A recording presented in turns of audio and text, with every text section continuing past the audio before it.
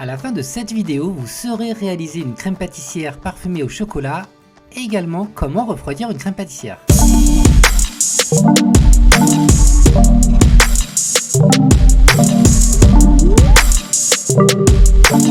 Avant de continuer et surtout avant de commencer la recette, je vais être honnête avec vous, il n'y a pas de meilleure recette crème pâtissière. La meilleure recette, c'est la vôtre. Ce qui est important de comprendre ici dans cette vidéo, c'est évidemment comment on réalise et comment on refroidit une crème pâtissière rapidement et surtout l'importance des matières premières. Ici dans cette vidéo, donc j'utilise du lait et de la crème d'un côté, j'utilise des jaunes d'œufs, de la maïzena et du sucre et surtout un très bon chocolat. Vous retrouverez en barre d'infos le lien du chocolat que j'utilise. Passons aux choses sérieuses, la recette. Donc on va blanchir les éléments suivants, le sucre, la maïzena et les jaunes d'œufs. Donc moi ici dans cette recette j'utilise des jaunes parce que ça donne une crème pâtissière beaucoup plus onctueuse. Maintenant vous pouvez utiliser des œufs entiers, pas de problème à ce niveau là. Ce qui est important, le sucre et la maïzena, il faut bien le mélanger, regardez là avec la spatule, parce que des fois ça peut arriver d'avoir des petits grains. Donc ça c'est important d'avoir déjà quelque chose de bien homogène.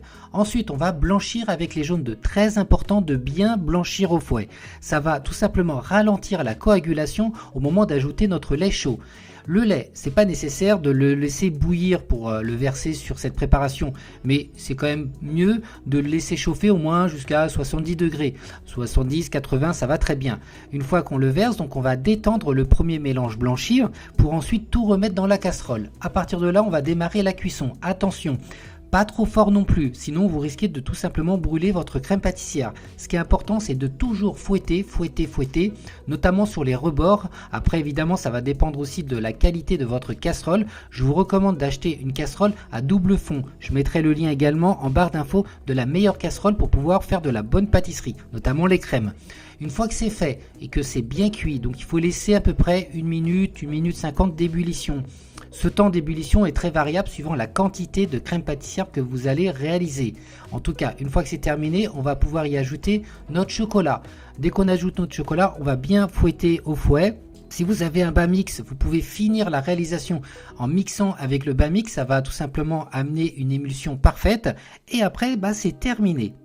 Comment on refroidit une crème pâtissière? Ici, je vous encourage de la refroidir avec donc un pain de glace. Chez vous, vous avez certainement des pains de glace. Donc, ce que vous faites, vous versez votre crème pâtissière dans un plat, un saladier ou un plat. Vous mettez le film alimentaire au contact et vous posez tout simplement votre pain de glace dessus. Ça va permettre de refroidir votre crème pâtissière rapidement. Et c'est seulement à ce moment-là que vous allez pouvoir la laisser dans votre frigo pour une utilisation.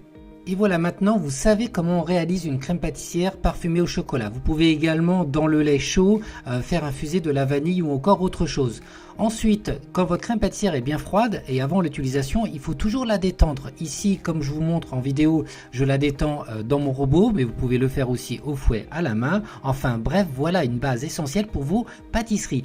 N'hésitez pas de vous abonner sur mon compte Instagram PâtisseCoach et évidemment de vous abonner sur cette chaîne et partager cette vidéo. Et n'oubliez pas de mettre un like, ça m'aide beaucoup.